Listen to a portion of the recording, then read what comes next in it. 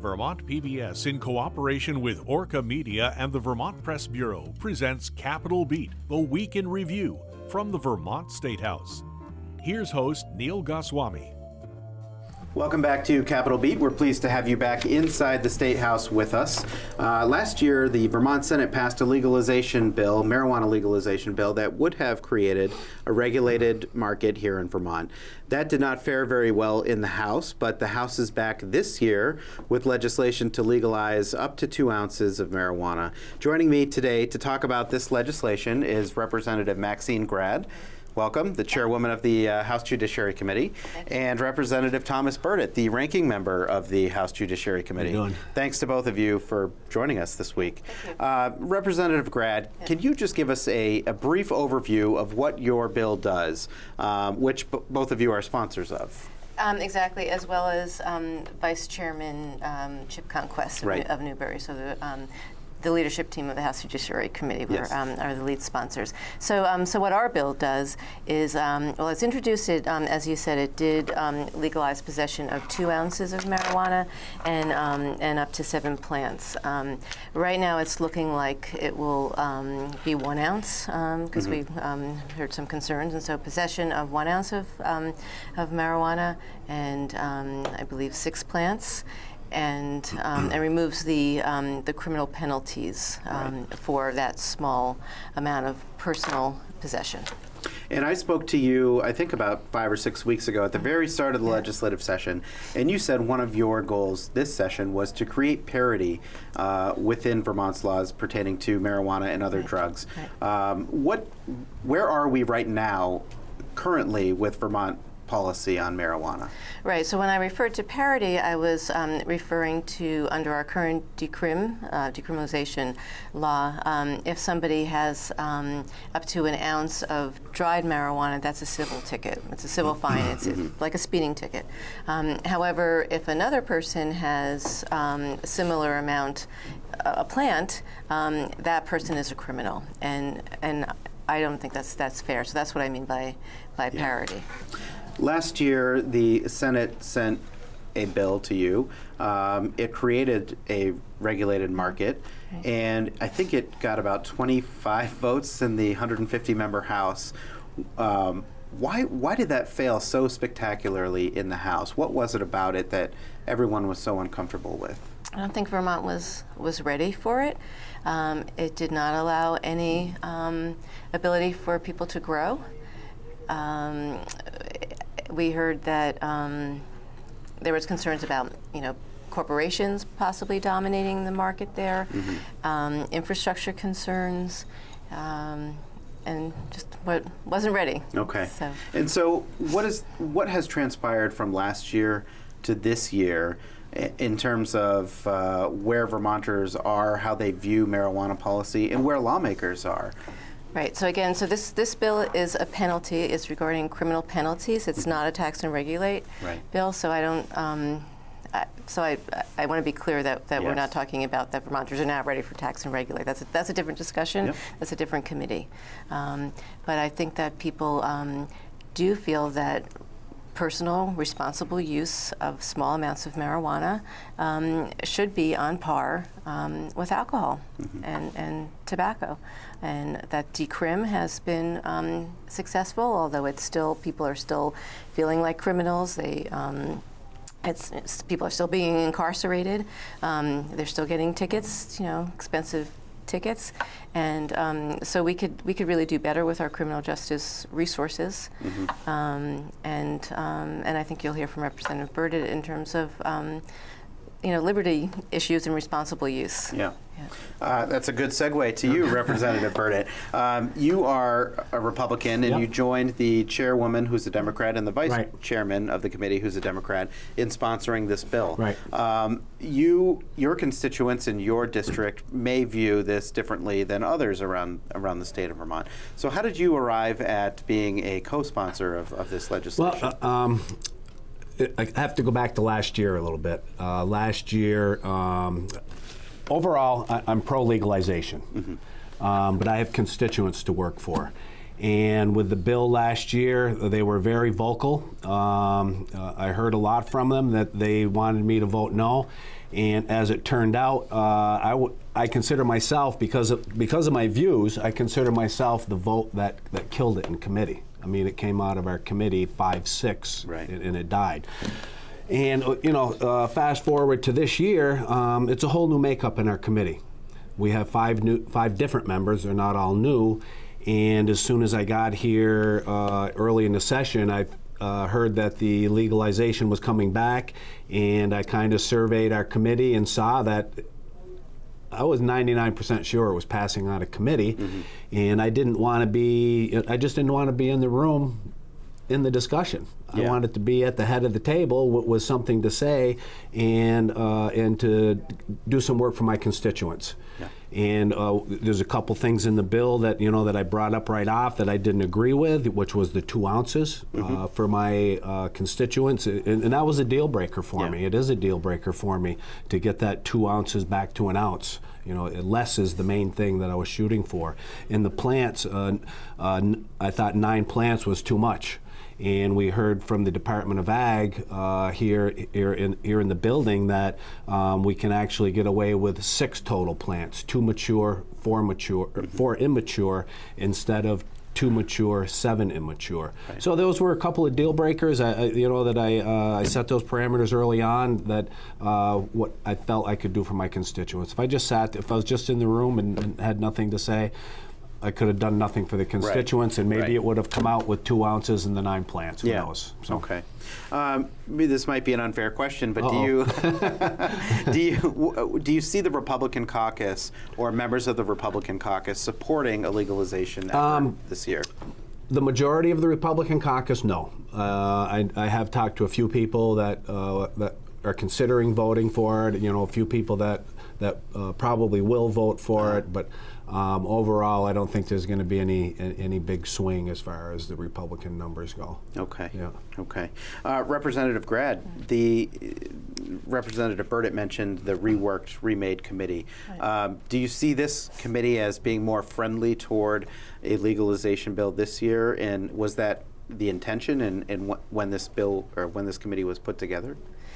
I see this committee as being more friendly. I don't think that was the intention. And again, last year we were looking at a tax and regulate, a very big, a very different bill. So I know it's we often go back to last year's bill, but we really need to look at this separately, differently. We also need to look at it in terms of criminal justice reform work in its entirety that our committee is doing. So this is really a piece of it. We're looking at reclassification of felonies in other areas. We're looking at bail reform. We're really looking at our criminal justice system, what's working, what's not, who should we be incarcerating, what should we be spending our criminal resources dollars on. So the whole committee is very open to that broader discussion. And so this is just a piece of it, and I think that we're finding that really education is really the most effective way for prevention. That incarceration, doesn't work.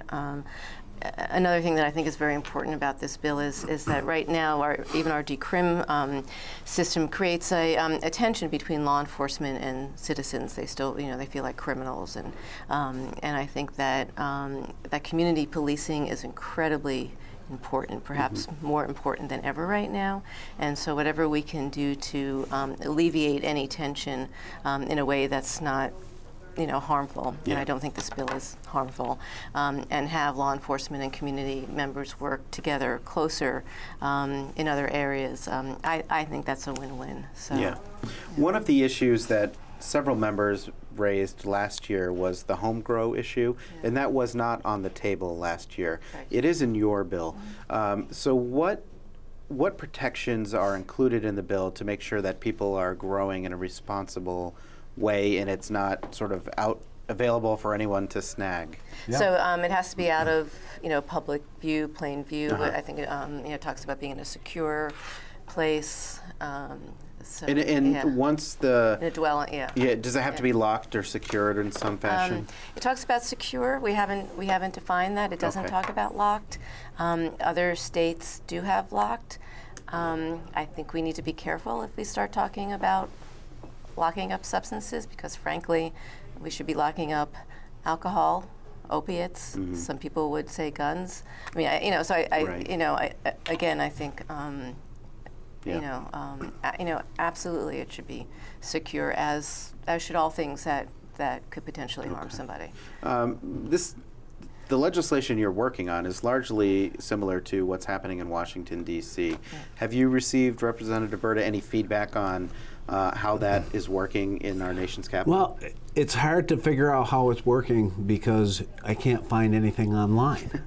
Every time I try to search something, if I go to teen use, highway safety, that type of thing, Colorado and Washington State always pop up. Right. And with what's happening out there, and actually it's good news in those states as far as teen use goes. Teen use is dropping throughout the country, and a little faster even in the states that have legalized. But Washington D.C., I can't find anything. So what that tells me is that nothing has really changed. They've legalized a very small amount. They've legalized a few plants, and it tells me that people are using it for personal use. And if their numbers aren't changing, if they really aren't going up or down, and everybody not everybody, but 99% of the people who have testified in committee, they're always reciting, the numbers from Colorado and Washington. And several I've asked, what information have you got from Washington, D.C., and they've got nothing. Yeah. And that's what we're modeling after is Washington, D.C. Right. I mean, you hear the horror stories coming out of Colorado, with the edibles, whether it's, kids getting hold of edibles, because of the retail market that they have out there, or animals, eating them, or people going to the emergency room. And I find it interesting as a libertarian-leaning Republican that where there's more government intervention, there's more problem. Washington, D.C., there's no government intervention, and we're not hearing any problems. Okay. So to me, that's if we're going to go in this direction, that's the model to use. And Portland, Maine, actually has had an ordinance in place that very few people knew about, that it's by ordinance legal in Portland, Maine prior to Didn't know that. to their prior to their ballot initiative. Okay. Yeah.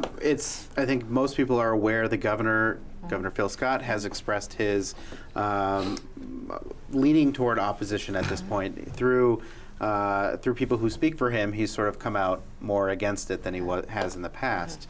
One of his key concerns is road safety, and I know that's something that your committee has been looking at and seeking to address.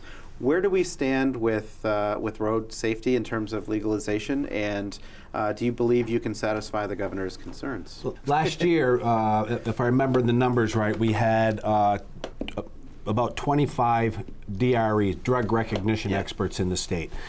And there was money allocated for another 10 to 15 to add to that. And from what I remember last year is we were told that would suffice, that would make the state whole in a sense as far as the number that we needed. There's also another program called A-RIDE. I don't remember what A-RIDE stands for. Yeah, but it's a specialized training. Yeah, it's specialized training for recognition. My son is on the police force out in Seattle, and he's A-RIDE certified. Okay. He says it's a great program and it works really well. But so as far as satisfying last year, we satisfied what the criteria was last year, and it seems like if we have enough DREs last year, then it should work for this year. Right. Yeah, the other thing is we heard actually testimony today from our state's drug and DUI prosecutor that these are really separate issues and should be treated as such, and that we've had problems with highway safety for a very long time, and it's certainly been one of my priorities for the 16 years that I've been here. And that the Transportation Committee, I know, is looking at those issues. So essentially, it's an existing problem now that the absolutely. state is working to address, Right. And it should be dealt with separately from a legalization bill. Absolutely, because we must continue to address it, and things, much as Representative Burditt said, much more is in place. Last year, additionally, our forensic lab is being upgraded. That's been a huge issue in terms of actually being able to prosecute impaired driving cases, because blood tests would have to be sent out of state. It was very expensive. Our lab, it will be up and running in September. So I think that's another thing in place. The same thing with prevention. People are very concerned about prevention. We heard very, very encouraging testimony from the Department of Health that there is prevention, social media, a website for parents in place. That was not there last year. So, and a year ago, people said I was the one that killed the bill, and because of my concerns, many of those that the governor expresses now. And so I think the fact that and Representative Burditt talked about his vote last year. So the fact that here we are sponsoring this bill shows that a lot has changed in a year. Yeah. And so I've got about 20 seconds left. Do you both believe that you can make the convincing case to the governor that you're working to address those concerns and that he should end up supporting this? Well, we'll do our best. I mean, we put the facts, out on the table, and I mean, you can't deny the facts of how far we've come just in a year as far as highway safety and education goes. Okay. Right. Very good. My thanks to Representative Thomas Burditt, the ranking member of the House Judiciary Committee, and Representative Maxine Grad, great, thank the you. chairwoman. Thank you. And we will be right back with Senator Dick Sears.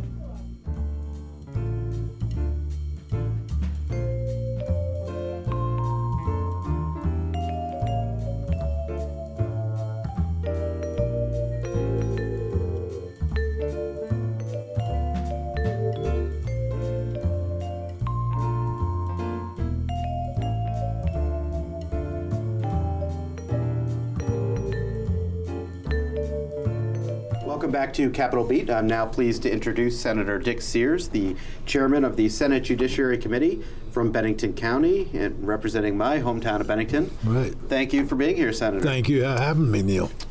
So we talked with Representative Maxine Grad about the House bill dealing with marijuana legalization. It's very different from what the Senate passed last year. Can you give us your thoughts on the current sentiment in the Senate about where we should be heading in terms of legalization? Well, we haven't really delved into it formally, but we've had some informal conversations I've had with several senators. And there seems to be a broad consensus that we're happy that the House is taking up legalization after last year's debacle. And at the same token, I think there remains sentiment in the Senate that we would prefer a regulated system with a full-blown way to sell marijuana, try to eliminate or at least reduce the reliance on the black market. And now, with Massachusetts and Maine having passed legalization laws to limit the amount of money from Vermont going out of state to Maine and Massachusetts to buy marijuana. In terms of a retail market, last year it was a pretty expansive bill. Do you expect, if the House sends you a bill that legalizes marijuana, do you expect that your committee or somewhere through that legislative process in the Senate that a retail market would be added to the bill? Well, I don't know if it would be added, but it certainly would be considered. But you have to, in a legislative process, you have to kind of figure out what is going to be doable. And we've had a change in leadership in the House, a change in leadership in the Senate, and a change in the governor's office.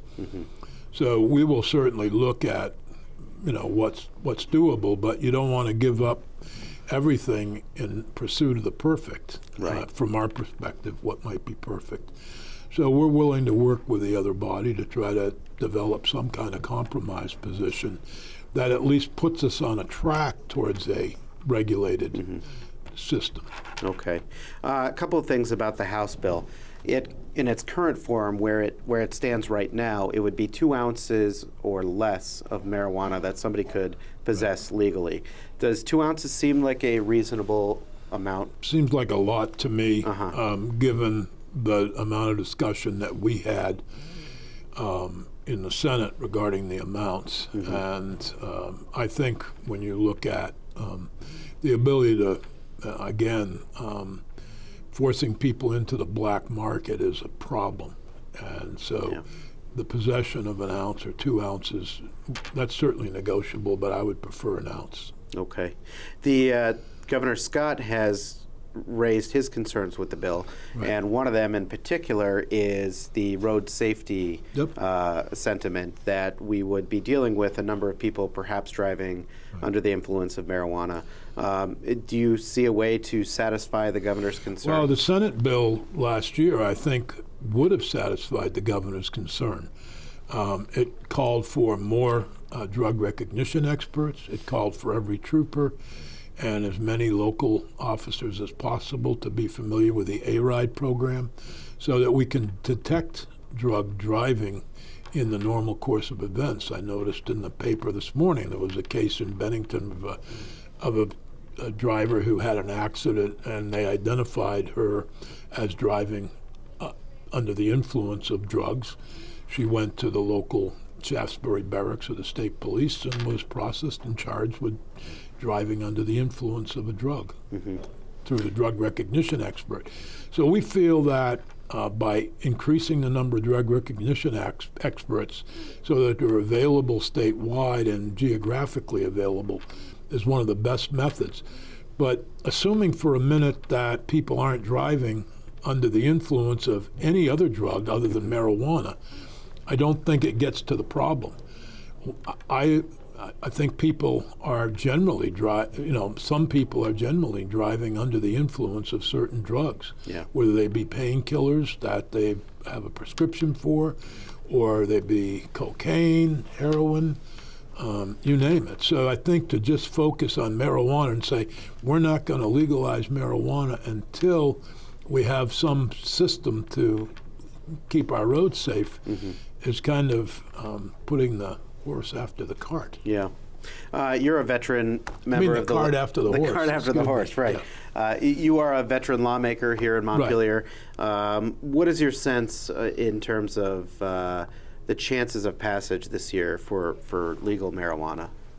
I would say they're fairly good, but I certainly wouldn't be counting on it. Yeah. I think it's got a lot of hurdles to pass. As I said, I'm not sure they have a majority in the Senate. I mean, in the House last year, it was very difficult. But then again, I'm not sure how many people had actually were familiar with the bill and had actually spent time studying the issue. But at any rate, if it can get through the Judiciary Committee and get through any other committees it needs to go through, then I think it has a better chance. Okay. Now, last year, after the very lopsided defeat in the House, you and others in the Senate said you would wait for the House to move forward on a legalization bill. But in the meantime, the Senate has been working on a medical marijuana bill that would expand the program. Yeah. So can you just give us a quick update on where you're at? The medical marijuana bill that the Senate worked on is actually something that was worked on by the Justice Oversight Committee this summer. And we had general buy-in from both House and Senate members on most of the recommendations that were put into the bill. So the bill does a number of things. One, it adds PSTD, Parkinson's, and Crohn's disease to the number of diseases where you can treat the symptoms through medical marijuana. Secondly, it allows the dispensaries to become for-profit. When we originally set up medical marijuana, we required the dispensaries to be nonprofits, and there is absolutely no benefit to them, and it actually hinders their ability to raise revenue and do other things. So we allow them to become for-profit. It also would seek the expansion from the current 4 licenses to 8, and the hope there is that the extra licenses would be used to have better geographic distribution of the dispensaries For example, one of my constituents had to drive an hour and a half to Brattleboro to buy some plants to start his own grow operation in Bennington, and an hour and a half is that's one way, so it's a 3-hour trip to buy his product. We also have done some other things like allowing advertising, which very limited, but it was the same language we had in S-241 last year, the marijuana bill. And the reason for doing that was that we certainly believe that if there was a challenge, they haven't challenged yet, but a challenge by the dispensaries, that we didn't allow advertising, the courts would find that it was a First Amendment violation to the Constitution, would order that. So we felt to take a preemptive strike and say it's limited advertising would be a better way to go. Right. And it does a few other things. Okay. And that bill received, I believe, unanimous support We on didn't hear second any. reading. I heard no no's. It was a voice vote, and there were no no's. I've heard some concern expressed by some senators about PSTD being added, and some folks at UVM certainly indicate that it may not be warranted. But at the same time, I'm of the understanding that there is a case before the Human Rights Commission, where the Human Rights Commission has found that we're discriminatory by not providing relief for the symptoms of PSTD with medical marijuana. So we'll see where that goes. It's up for third reading tomorrow, and I don't know if if we'll wait and hear a little more from the University of Vermont and others. Right. Very good. Senator Sears, thank you so much for joining us. And I see your Bennington flag pin there. Well, absolutely. Always appreciate it. Well, we're refighting the Battle of Bennington here in the State House. And on behalf of everyone at Orca Media and Vermont PBS, I thank you for watching the program, and we hope you'll join us again next week.